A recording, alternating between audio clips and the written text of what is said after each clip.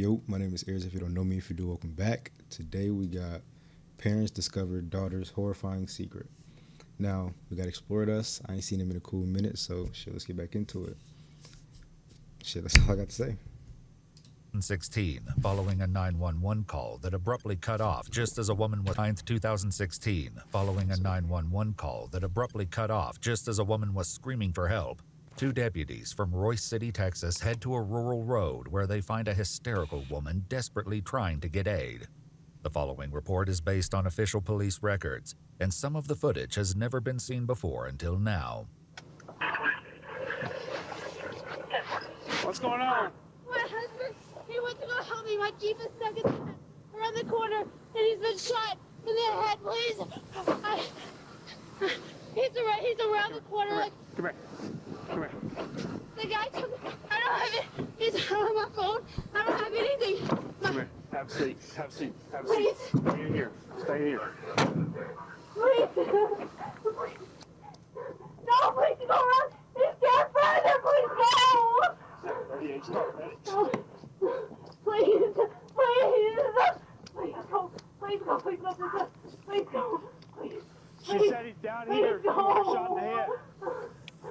Please go. Please go. Please. That's a crazy place to just be in the middle Our of the night. Jeep is stuck down there. Please go. Please. The deputy rushes to I'd be damned investigate if I the get caught on the road situation, like that. updating his partner as he makes his way down the road. The woman, on the other hand, is left secured in the vehicle. Please tell me something. Come on. Come on. Come on, bring him up here. Please.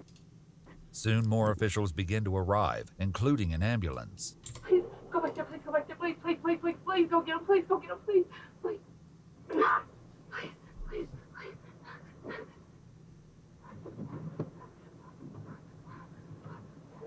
No, is he okay? I had blood on my hands. And I ran. That's all I did. I don't have my phone. I don't have anything. Please let him be okay. I can't do this on my own.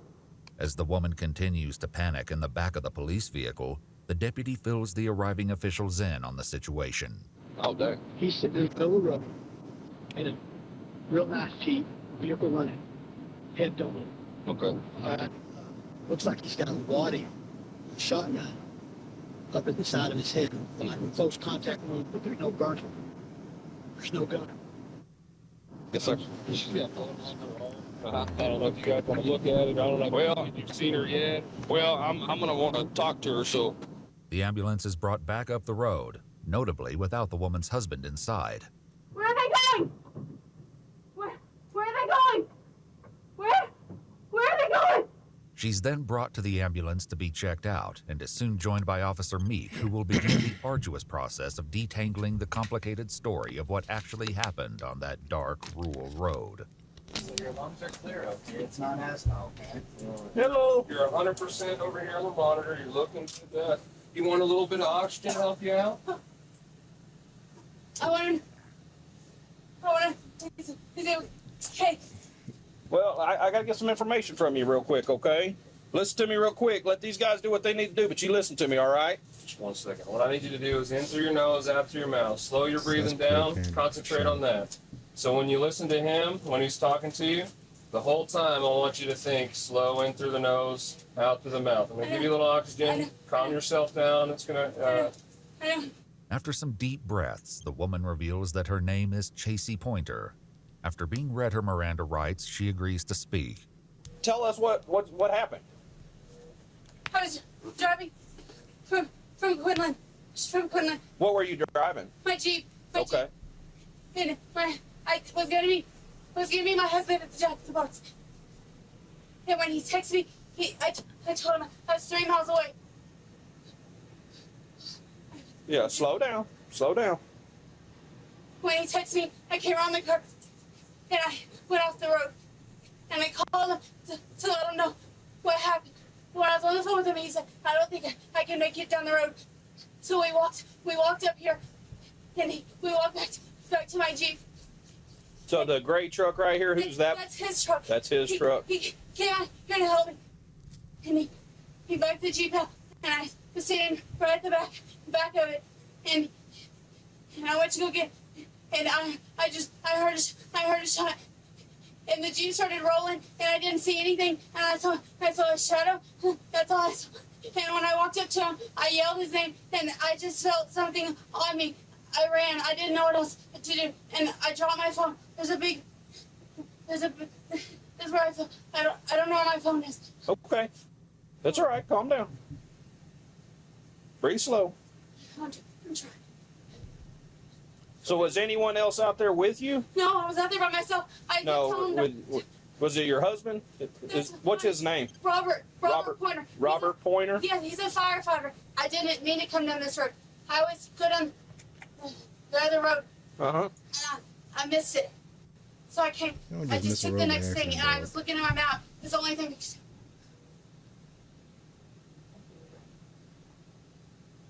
You were looking at the map and what? You were looking at the map and what? Just breathe for me, okay? That's my husband's blood. Just breathe for me. That's my husband's blood on me. Do you have the mud on you because y'all were trying to get the Jeep No, unstuck? I fell when I was Okay. running up here. Okay. While the EMTs check out Chasey, Officer Meek takes a few photos for evidence. During this process, she realizes something else is amiss. Hold your hands together just like that, palm straight now. There you go. My wedding ring is gone. Okay, hold on just a second. Chasey's rambling story will eventually become clearer, but it will also change frequently, leaving investigators with the complicated task of working out the truth. After being cleared by paramedics, Chasey exits the ambulance and is escorted back to the police vehicle. I just sore What are you sore from? from falling. I fell. While you're running? Chasey claims that after she heard a shot and saw her husband slumped over in the driver's seat of her Jeep, she ran and tripped, falling in a mud puddle. She believes this is where her wedding ring, shoes, and phone were. It's also why she abruptly hung up when calling 911. She claims that she couldn't find the phone after she fell. Chasey then gives the investigator some background information about her marriage to Robert, who is 18 years her senior. We've been having problems, and he's contacted an attorney to get a divorce, and I was okay with that. We've been married 6 years, almost 7 years, and he said that he wasn't gonna throw my stuff out anymore. He just wanted me to come home, and I told him that was fine. He said he didn't want to get divorced, and I told him I didn't want to either. I love him. He's a pain in the, but I love him. The officer asks where she'd been coming from before her Jeep got stuck in the ditch, and she called Robert to help her move it. Chasey says she'd been at a friend's house, but there's more to this story than she admits at first. Whose house was that? Michael Garza. Michael Garza. Michael Garza? Yeah. Okay. How long you known him? For I don't know, 4 or 5 months. 4 or 5 months? Yeah. Is he like a boyfriend or just friend or? He was letting me. He told me that I could stay at his house because Okay. he's not ever there, and How old is he? How old's Michael Garza? I don't. He's in his 30s. In his 30s? Yeah. I don't know a whole lot about him. This claim about Michael Garza is just the tip of the iceberg, as investigators will soon realize. As the crime scene is locked down, Chasey is transported to the police You wanna station to live give with her somebody you don't statement know about the is horrific insane. events of the night. Okay. Yeah, my feet I hurt from being barefoot.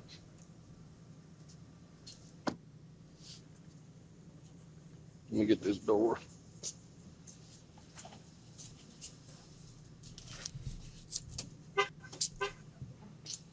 There you go. Just after 2 a.m., Chasey is brought into an interrogation room, and it's here that the real work of uncovering the twisted truth begins. Come sit right here in this great chair for me.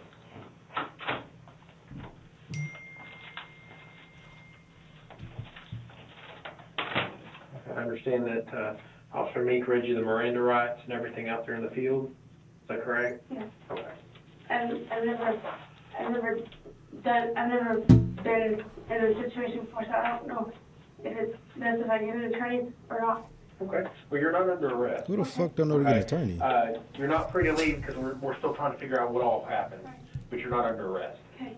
Tracy is left alone for a few minutes, and she seems to... I'm not gonna pause too much, but bro, how you gonna say you don't know that you're gonna need an attorney? I know some people, they be like forgetting because it's like when you're in the heat of the moment, you're just not even thinking about it. She had it in her head and still didn't do it. to finally take a look at the mud and blood covering her arms. When the detective returns, Tracy begins to tell him about the problem she was having with Robert. She claims it first came to a head about 2.5 years ago. What did those issues kind of consist of? He became real violent towards me. Okay. There was a couple of times that he broke one of my phones in half. He would go through the phone bill and just call a bunch of numbers. I have a business on the side where I make cakes, and he would call everybody that was on the phone bill to see who they were. As it turns out, Robert had actually filed for divorce previously, 2.5 years ago. The couple decided to split up, and Tracy moved out of the house to live with her mom. The problem was, the divorce papers stipulated that she couldn't take her daughter with her. This was one of the reasons the couple decided to reconcile, because Tracy didn't want to leave her daughter. According to Tracy, after getting back together, their relationship had been fine until recently, when Robert filed for divorce again. The couple's 6-year-old daughter had actually come up earlier that night when Tracy was talking to Officer Meek in the back of the police vehicle. The last couple days we've been fighting. Okay. What do y'all fight over? Anything. He could be my daughter. He's trying to take my daughter away from me, and he keeps telling me he knows the loopholes. She's the only kid I could ever have, and she's everything to me. Right. My daughter's my world. Why would your husband be trying to take your daughter from you, though? Like, what reason did he Because give you? he knows that that's what's going to hurt me the most, and he knows that's what's going to make me stay. Despite claiming that her daughter was her world, Tracy had no idea where her daughter was when she made that statement. She'd left her with some of Michael Garza's friends, who were currently trying to find her in order to return her daughter. Earlier that evening, the friends had actually driven to Tracy and Robert's house, but found it empty. As they were returning home, they saw the commotion of emergency lights around the crime scene and decided to stop and speak to police. Tracy's daughter is in the back of their vehicle as they discuss Michael Garza and Tracy with Officer Meek. Yeah, they were supposed to be going on a date. I was watching the daughter. Is that why you kept her? Yeah, that's why I have her. Okay. And she was like, because she tried to get me to drop her off at somebody's house down the street, and I was like, I'm not doing that. No, that's good. You did good. Police soon contacted Tracy's mom and stepdad to come and pick up their granddaughter. Hello. Jay Harper? Officer Meek, we got your granddaughter up here in the Suburban here. This was the babysitter. Hey, let's step up here out of the road. All right, here's the deal. They were babysitting your granddaughter today, okay? Because your daughter, your daughter had them babysit their daughter so she could go spend the evening with a boyfriend, and that's what we got right now. But so your granddaughter's fine. We just need somebody to take custody of the granddaughter because your daughter's actually being detained right now for our investigation. I can't tell you anything else about the investigation. All I can tell you is she is being detained at this time. Tell us that she's physically okay. Yes, sir.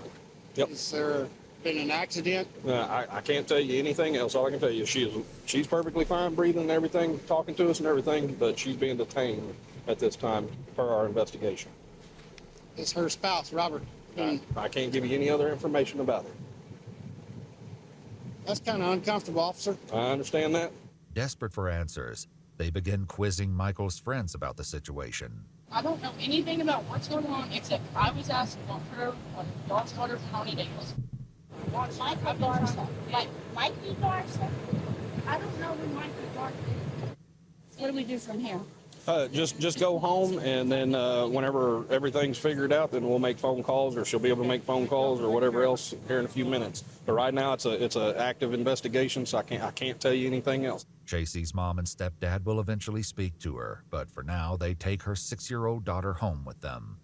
Back in her interrogation, Tracy explains that because there were problems in her relationship with Robert again, she'd started talking to Michael Garza, who she met on Facebook. This is only a partial truth. I met Michael Garcia through Facebook. Michael Garcia?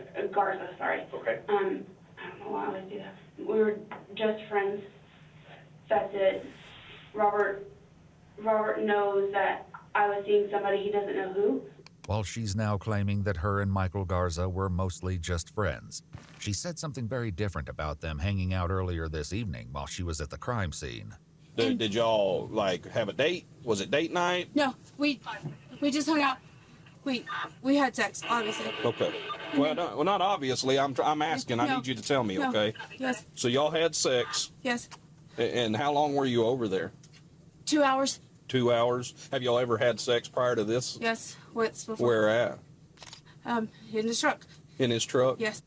And so now y'all have had sexual relations twice. Tonight Yes. being the second time, Yes. right? Yes. And your husband wasn't aware of any of this? No. Okay.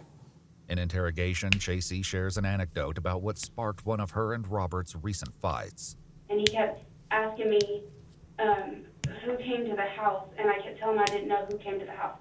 I received a text message probably about 2 weeks ago from a number, and I didn't know who it was. And I told Robert about it. I sent him screenshots, and so it kind of sparked a little argument. And he kept telling me that if I didn't tell him who it was, that he was going to kick me out. While Chasey doesn't reveal the significance of this seemingly offhand story, it will later become crucial to understanding what was really going on. He's had a past, he has hit me over the years, not like constantly, but there's been occasions, whether he gets mad at his ex-wife and I get it taken out on me, but I never pressed charges because I didn't want him to lose his job. Okay. And his job is really important to him. Though Chasey mentions Robert's ex-wife Amy, she doesn't go into detail about the turbulence between the two of them. Robert and Amy had been married for 20 years, but divorced when she discovered he was cheating on her with Chasey. Back in her interrogation, Chasey explains that she and Robert had been fighting for a few days, including the night before Robert was shot. I got home and Robert just kept calling me names. Okay. He kept telling me that I was a and he just felt like I was a and all these other things. And I told him, I said, you're being a right now. And I said, I'm not going to sit here and listen to it. I said, I'm just going to go. I said, I don't care if I have to go get a hotel room or if I have to go to my mom's. I said, but I'm not going to listen to it. And I started putting my scrubs in my bag, and he told me that if I left, not to come back. Despite this, Chasey had returned to the house later that night, and by Friday morning, the day Robert was shot, their turbulent relationship took another turn just as she was leaving for work. But as I was walking out, he said, I hope you know that I still love you, and I still want you here. So I asked him if we could talk today. While Chasey says that she and Robert had planned to talk about how they would stay together, she told other people something quite different. Michael's friends, who'd been taking care of Chasey's daughter the night Robert was shot, later spoke with police, and what they shared opposed Chasey's claim. And she told him that she was going to go meet up with her husband because he finally said that he would sign divorce papers. While Chasey fully admits to spending time with Michael Garza before meeting up with her husband, when asked about who she was texting and calling while at Michael's house, she leaves out crucial details about a third man, one which complicates this story even further. So you never spoke to anybody, you never called anybody, you never texted anybody other than Robert? I was texting my friend Brad. No. He asked how it was going, and I think I said, oh, it's going. Like, What is your relationship with Brad? we're just friends. Okay. And how long have you known Brad? Probably since I was 17. No, I was younger than that. Okay. He's a friend of my dad's. Okay. Have you ever been intimate with Brad? No. Okay. So you've never had sex with Brad in any No. way? Brad eventually came in to speak with police, and what he revealed flipped everything Chasey just claimed on its head. The two had started talking on Facebook around May 2016, about 5 months earlier. This means that her relationship with Brad overlapped with the one she had with Michael. Unlike what she told Michael, though, Chasey had claimed to Brad that she'd been divorced since 2014. I was with Chasey at least 6 days a week, probably 7. Now, when you say with Chasey, was it just a hangout, or was that for sex, or? Well, it's a lot of it was for sex. It's clear that Chasey is leaving out a lot about her relationship with Brad, begging the... Man, always watch out who you slaying around. laying around sending text every day saying I love you too, all that extra shit, because you just never know, bro. You really don't. And then shit like this happening, and that's when you figure it out. So, damn, that shit tough. The question, what else is she not being honest about? Brad will eventually reveal even more of Chasey's secrets, including a twisted plan for the night Robert was shot. He's also not the only person to come forward about her illicit love life. For now, though, the detective speaking with Chasey asks her to go over Robert's shooting again. She repeats the same story she already told officers at the scene. This detective, however, isn't buying it. I'm having a hard time with the fact that somebody, with you being 5 feet away, would shoot your husband and then just not even, would let you into the vehicle, not mess with you at all. No, look, that's what I'm telling you. When I was trying to get away, there was someone standing right there, and they were coming up to me. But I just kept on running. Okay, how close were they standing to the vehicle? I don't know. Okay, you're saying that there's somebody there, and obviously they're close enough to shoot your husband. I didn't see anybody standing there. Earlier, though, when talking to Officer Meek, Chasey had claimed that she actually did see someone. There was a man. There was a man. There was a man? Yes, yes. Did you see what the man was wearing? No, his dark. No, my headlights were shining. He was wearing dark clothes. Bro, listen to her bullshit now. He wasn't as tall as you. Because now I know she's bullshit. I didn't know she was bullshitting before. This, okay? From what you're saying, the blood splatter on your arm, the description that you're giving, it doesn't add up. I didn't shoot my husband. I'm not saying you did. I'm just saying that you might be more involved in what you're letting off. I don't know how. You keep talking about how you want to protect your daughter, you want to be with your daughter. Playing this role is not going to help you. I'm not playing any role, that's the thing. Look, your story does not add up with the evidence that's there. Okay, but I feel like I'm being backed in the corner and I haven't done anything. I'm not saying you have. I'm just saying your story doesn't add up. There needs to be more information and you're not providing it. I don't know what... The streak right there on your arm is a blood splatter, okay? You see how it splatters up your arm? Yes. That is not from... I was not next to him. I was not next to him. When I touched him, I had blood running down my arm, and then I fell into a mud puddle. That's obvious. I'm not denying that. We found your phone in the water. I believe that happened. I don't know what I'm not denying that. Here's my thing. You're saying that somebody just randomly killed your husband out in the middle of a field, okay, who then allows you to get into this vehicle, stop the vehicle, touch your husband, allow you to run past this guy, and never bother you. I don't buy it. I don't buy it. It seems that investigators had their suspicions about Chasey from the first moment they saw Robert's body, as the responding deputy's dash cam audio reveals. That's why I secured her. I got my doors locked and everything. Nobody can get her out. Chasey also didn't help diminish any suspicion when Officer Meek came to speak with her while she was sitting in the back of a police vehicle at the crime scene. Hey, Miss Pointer. I got some forms here I'd like you to read and fill out, if you will, okay? Basically, what they are is they're just consent to searches, so basically saying that we're allowed to look at your phone and look in your purse and look at your residence and that kind of stuff, okay? Okay. All right? Do I need an attorney or anything? I mean, am I in trouble? I've read you your rights, and you understood your rights, correct? Yeah. Okay. If you would like to speak to an attorney, that's totally up to you. Okay. I don't know. I've never. I don't know. No, it's fine. Listen to me. Would you like me to read you your rights again? No, I heard you first, but okay. I don't know. I've never been in trouble before. No, and I'm not saying you're in trouble. I know. Make no mistake. I don't know. We're doing an investigation right now because we're trying to find out what happened. That's all we're doing, okay? That's fine. So you tell me. Are you willing to fill my paperwork out or no? Yes or no? It's up to you. That's fine. I don't know. I don't know if it's... I'm fine with it. Okay. I don't have anything to hide. Okay. After a bit more hesitation, Chasey signed the consent form.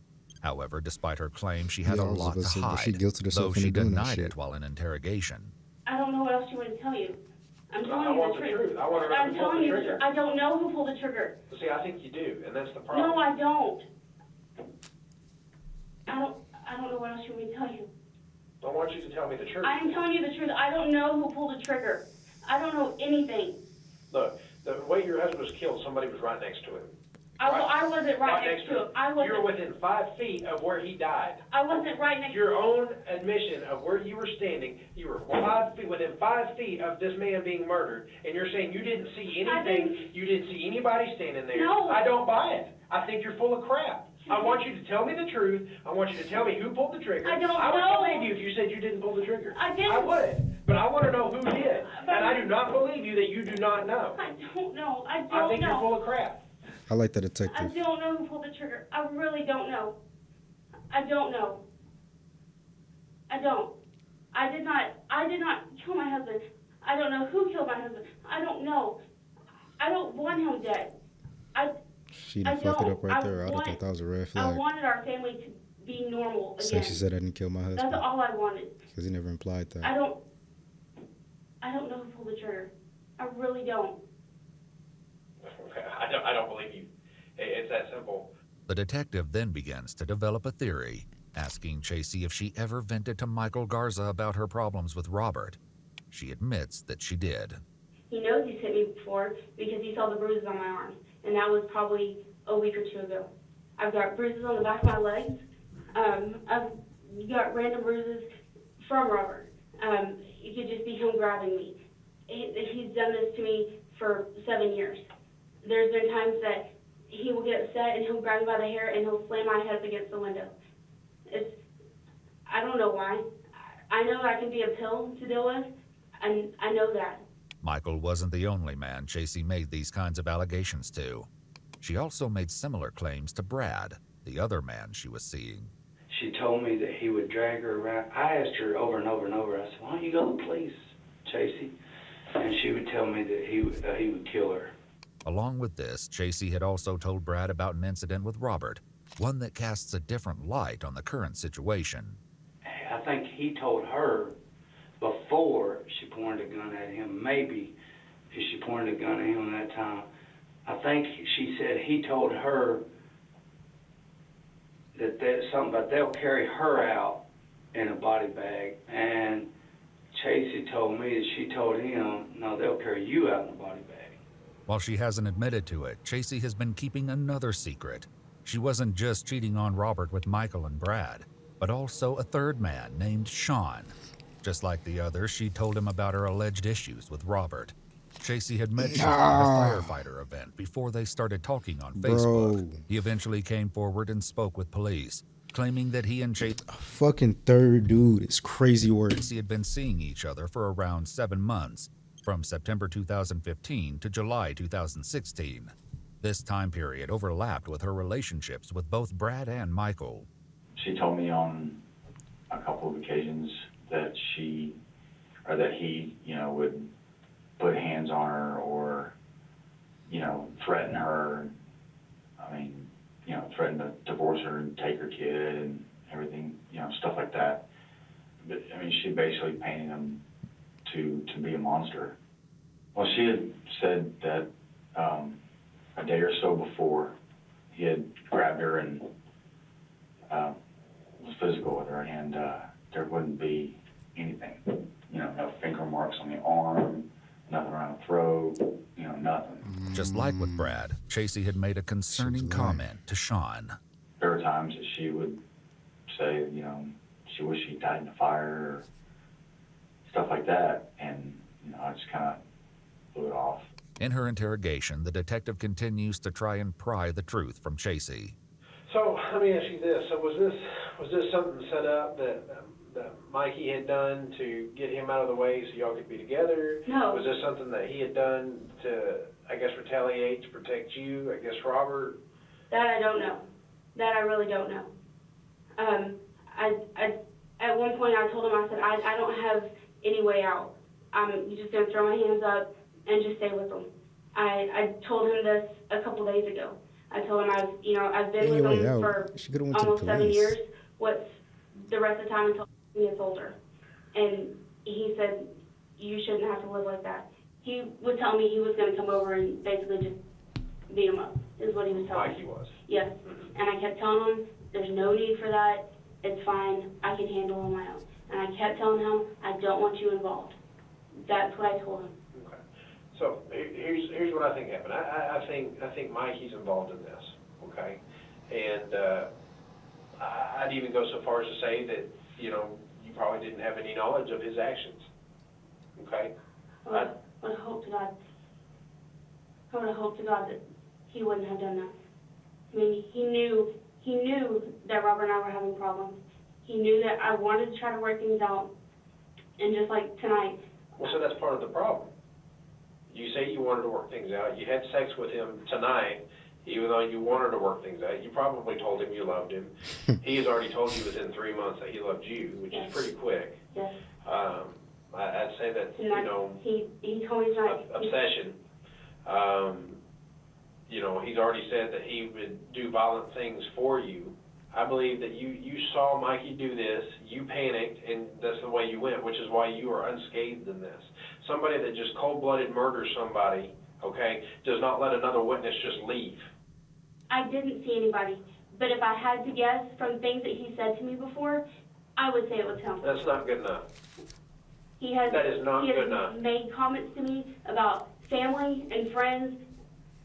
That's not good enough. You're 5 feet away. 5 feet. You're this table length distance away. Somebody taking a shotgun, pushing it right up against your husband's head. Boom! No. Boom! And you're telling me you see nothing? You see nothing. There was nobody standing next to him. Nobody standing next to him. There was nobody standing next to him. Following this confrontation, Chasey's story changes dramatically. Don't lie to me. You're going to take a fall for this. You're never going to see your daughter again, okay? All because you're trying to protect somebody else. He did it. You saw it. I didn't see him. Then how do you know he did it? He had a box of gloves sitting on his kitchen table, a box of rubber gloves. He had a camo shirt sitting there next to it. He had a camo that I don't know what it was. I don't know anything. There was a trash bag sitting next to it. She now adds another element, notably something she hasn't mentioned until now. He has told me that his family is part of the Mexican mafia. Who did? Michael. Okay. And that he can make people disappear. So Mikey told you that he can make people disappear? Yes. And what did you say to that? I told him that that's not what I wanted. Somewhat unsurprisingly, this new version contradicts something Chasey said earlier about Michael while sitting in the back of a police cruiser at the crime scene. Do you ever make any type of threats towards your husband or anything like that? Nothing. Now, though, Chasey is painting a very different picture of Michael. And I kept telling him that I felt like if I got too far into this and I did something to piss him off, that I was going to be the one to disappear. And I even said that to him tonight because he kept saying, I don't want him hitting you. Now I think you're just trying to get me to shut up, and you're saying something that you think I want to hear. I don't know if he did it, though. Okay. But from what he had sitting around the table and the comments that he kept making, that's what I was going for. I told him, I said that I was going to go to dinner with Robert, and he kept saying, well, if I find out where you're at, I'm going to show up. And he said, if I see him kiss you, he said, I'm going to cut his lips off. When did he say this? This was tonight. Getting Michael's side of the story, though, was about to prove harder than expected. Later on, the same day as Chasey's interview, investigators decide to raid Michael's house with Texas Rangers and Rockwall SWAT after hearing that he'd returned there sometime after Robert's death.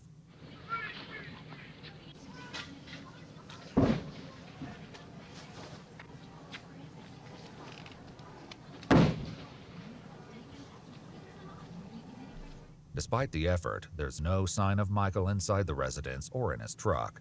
Here's some more camo and black clothing. Why would you have a camera system and it facing the wall? Oh. Unless you have someone here you didn't want people to see? Yeah. The hunt for Michael will continue, so for now, investigators make do with Chasey's version of events. After a quick trip to the bathroom, the detective continues questioning Chasey, and it seems like the break gave her time to think, because when they start up again, she has an entirely new series of events to share, now claiming that she actually did see Michael standing at the side of the Jeep. When I took off running,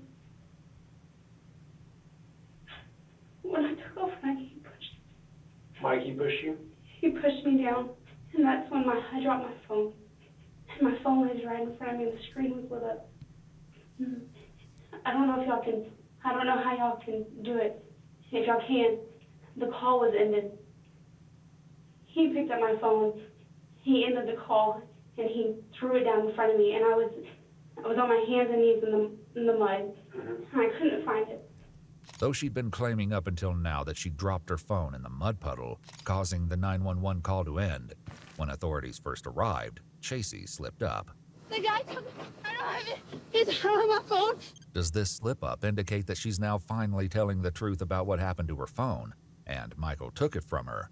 Or is this all still an elaborate lie? I didn't want him dead. There was, But you just didn't want him, you didn't want to be with him anymore. No, I wanted to. I wanted us to work things out. Despite this claim, Chasey had slipped up again while at the crime scene. So your husband knew Mr. Garza? No. And that's why we've been having problems. I didn't want to be married anymore. Chasey's text messages also reveal another side to her story. When texting Sean, the third man she was seeing, about hers and Robert's relationship, Chasey wrote, "I only have one way out of this, and it's not going to happen anytime soon. And I hate him so much, more than I've ever hated anything in my life." If that wasn't clear enough, she also told him that I would be better off with him gone, benefits and can't lose custody. Chasey's lies continue to pile up, and there are still many more to be exposed. After hearing her latest story, the detective leaves Chasey alone again. Can't get his face off my head. Here's what I want you to do, okay?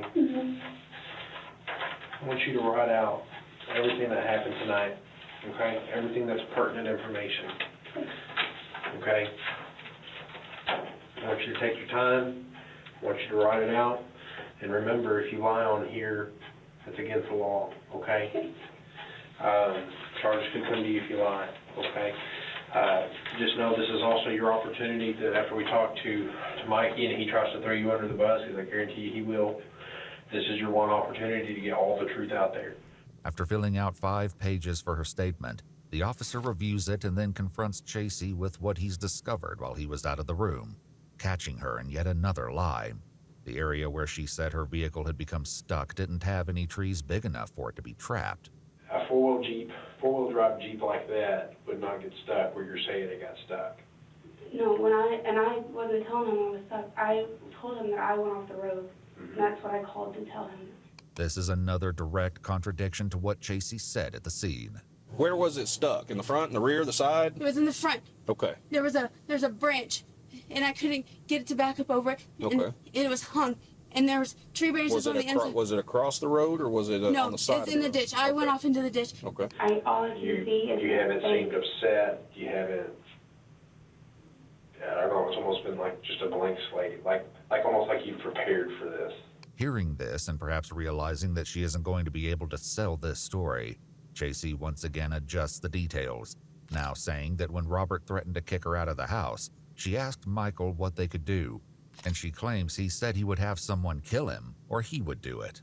the last thing he told me was, if I do this, you're going to be right there and you're going to watch it. And I told him I didn't want to. First he told me that he wanted me to meet him in Dallas, to talk. And he kept saying that he wanted me to bring him as far into Dallas as he could, or as I could, because he wanted to make it look like a robbery. According to Chasey's latest version, Michael had planned to burn Robert's truck and the clothes he was wearing in order to cover up the evidence. However, that didn't happen, and so they went with a new plan. Chasey admits that she drove down the rural road, went into the ditch, and called Robert to come to the spot where Michael told her to stop.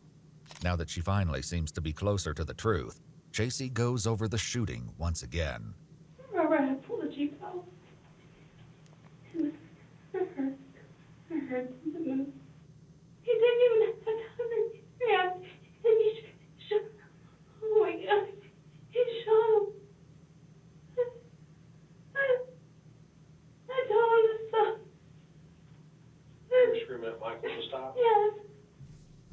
I want You can just tell somebody to stop a fucking gunshot, Brody. to be bullied all the time. He's constantly telling me how worthless I am.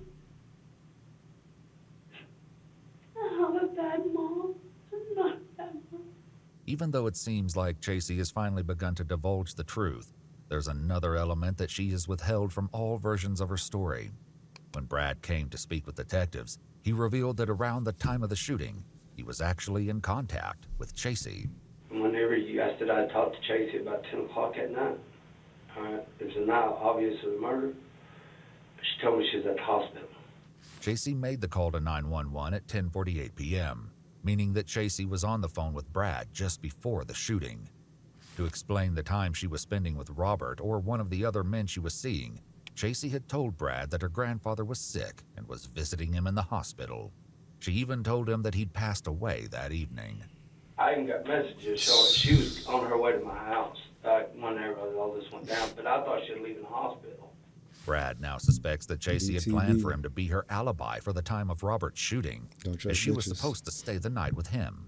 For now, the detective makes do with the current story he has from Chasey. We're gonna do this again. Okay? Write out everything that happened in this time, everything that you told me. Okay? When I was talking about the emotions, this is one of the emotions that I think you're truly being sincere about. He made me feel like all the time. But when he wasn't being, he pushed me to be a better person. Chasey is left alone to once again write up a new statement.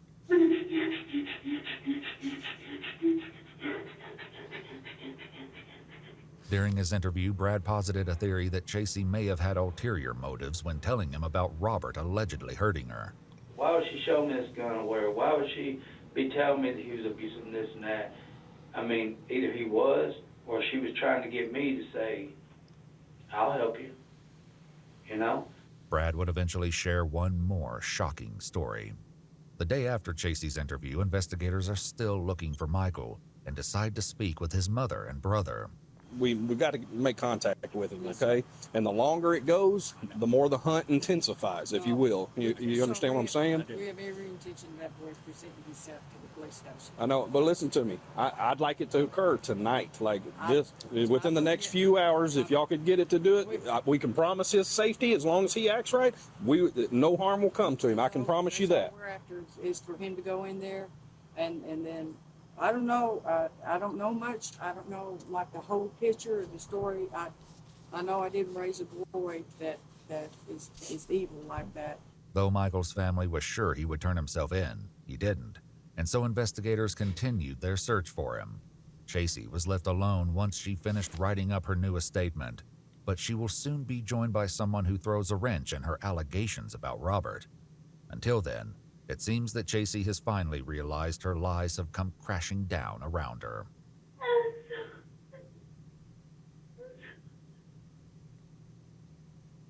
I'm so sorry.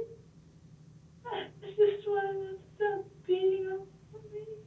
Chasey is eventually joined by her mother and her stepdad. You're not hurt physically? Can you tell us? The truth. And it's being recorded. Robert and I have been having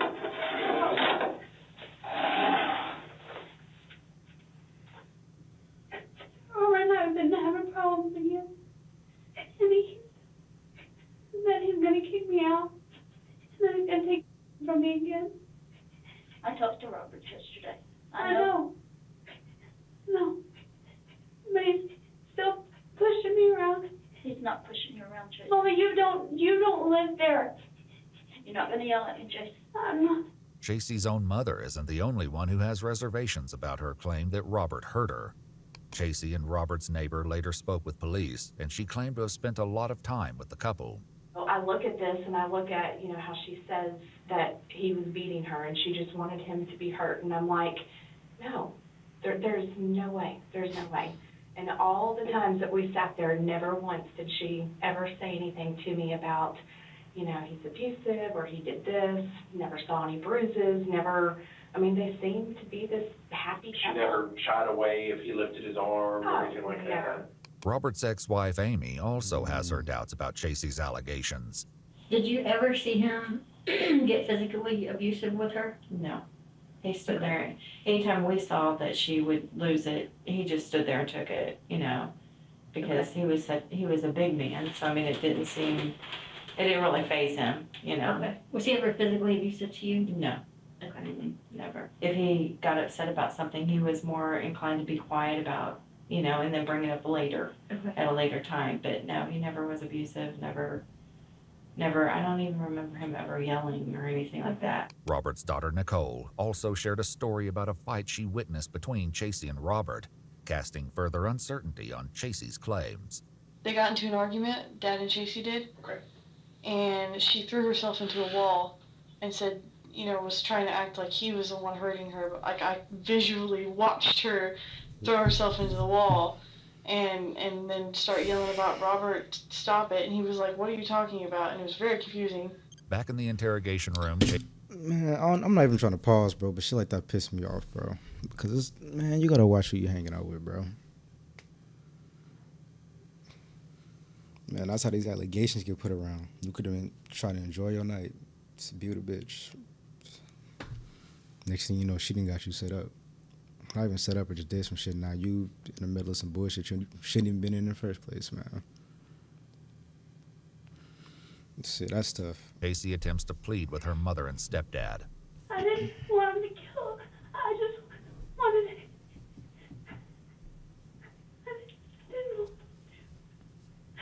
I just wanted something to scare him. Oh, no. You just wanted Michael Garza to scare Robert. Stop it. You're hurting me.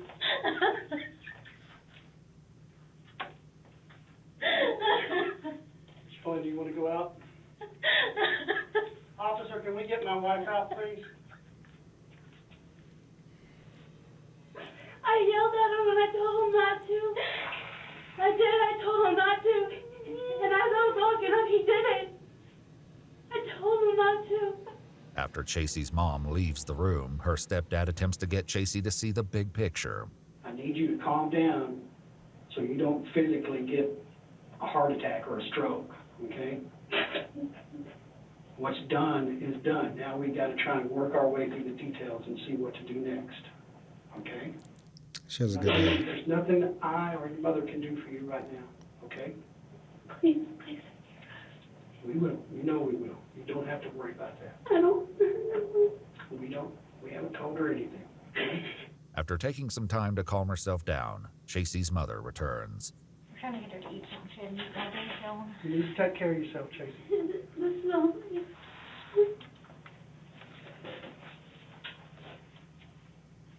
Boy, y'all need a new network guy.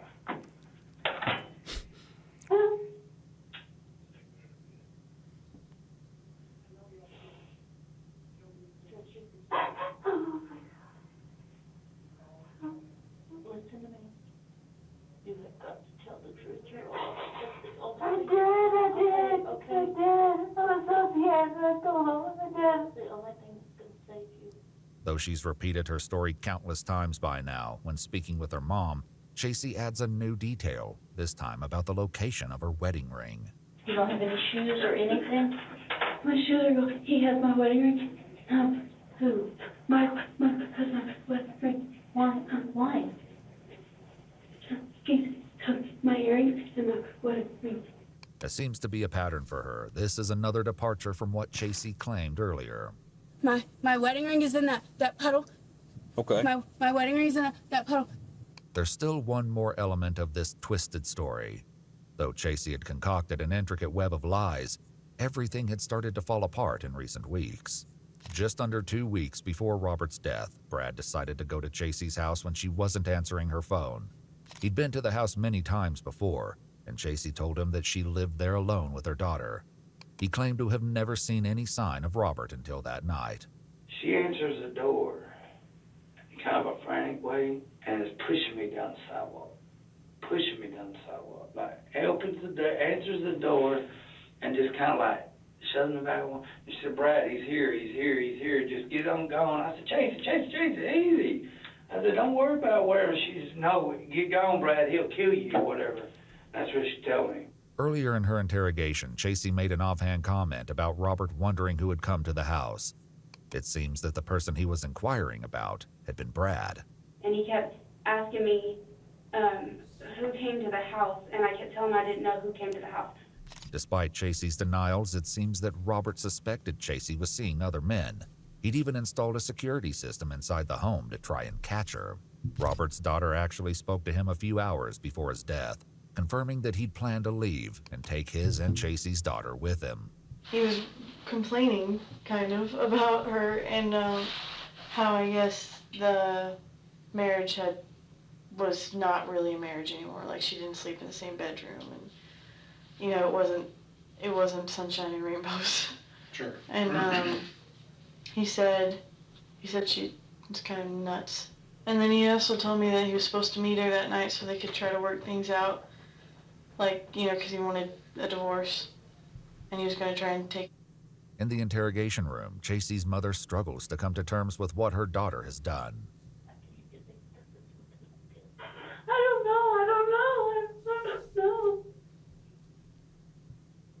I don't know.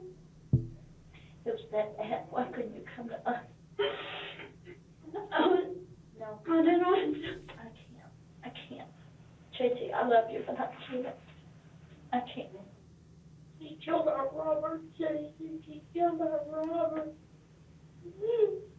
I didn't want him to do it. I just wanted him to scare him enough that he would quit doing it to me. I don't want to hear it anymore. I love you. After her mother leaves, Chasey once again breaks down in tears, but she isn't left alone for long. Ma'am, Champion, come on over here.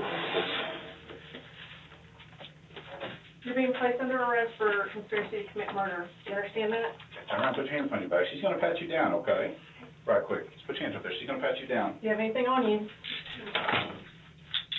Okay, do you have anything on you? I don't. In you, and they find it at the jail, you could be charged with it. Just understand that, okay? The only thing I just have on battery. That's all I have. Okay, they'll take care of that. Okay, let me see your hands. I'm going to put the gun real light, okay? Okay, you good right there? See how it's moving? You got small. Following Chasey's arrest, Michael Garza turned himself in 2 days after Robert was shot. If investigators hoped to hear his version of events, they would be sorely disappointed. How are you? How about yourself? Doing all right. My name's Michael Burke. I'm the detective from Roy City, okay? Quit standing up on me. Take your handcuffs off of me. As soon as the detective gets Michael's handcuffs off, he reads him his Miranda rights. I'll tell you what. I'm going to give you an opportunity to speak. Tell me your side of the story, okay? We've already talked to Chasey. This is your opportunity to kind of say your side of the story, what happened, and we'll go from there. Speak with the attorney. Okay. Michael Garza never did share his side of the story. However, some of his friends came forward and spoke with police, sharing what he apparently told them. They said that following Robert's shooting, Michael came directly to their house and made comments about up, and said that he was in big trouble. He also claimed that, quote, "the set me up." In his version of events, Michael told his friends that Chasey asked him to go with her to meet her husband that night. He says he brought his shotgun and drove in Chasey's Jeep together. He claimed that as they drove, Chasey said they were just going to kill them. Michael said that he got scared, got out of the Jeep, and ran into the woods. He claimed that when he heard a gunshot, he then ran all the way back to Quinlan. His friends were skeptical of this story, especially because he added that he saw the police lights as they responded to Chasey's 911 call, yet he'd apparently been running away at the time they would have arrived at the scene. As well, other evidence turned up. On October 17th, while harrowing a field near the back road where Robert was shot, a farmer came across something and immediately called the police. That's the shotgun.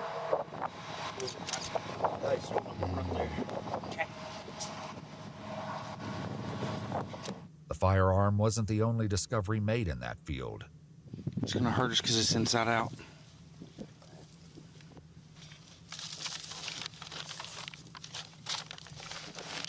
A A balaclava is also found abandoned nearby. With Chasey's confession and this evidence, Michael Garza was convicted of first-degree murder for the intentional use of a deadly weapon and sentenced to 99 years in prison. Chasey Pointer, on the other hand, was convicted of first-degree murder for intentionally causing Robert's death and sentenced to life in prison. I go by Flight, but you can call me that's my FT. goat. That's real as fuck. Yeah, that's dope. I like to put Flight there. He's the one who inspired me to do these videos, I ain't gonna lie. But with that being said, I hope you enjoyed. It's been Aries. And that story was crazy. At first, I'm not gonna lie, I didn't think she was gonna be the person. But she was bullshitting. It was a love triangle, bro. Like, that's sad. You gotta really watch who you hanging out with. Like, for sure. Because it's like, you get entangled with this person, you'll know who they're dealing with, and it's like, boom. But yeah, hope you enjoyed. It's been Aries. Make sure to like, comment, subscribe, and I'll catch you next video.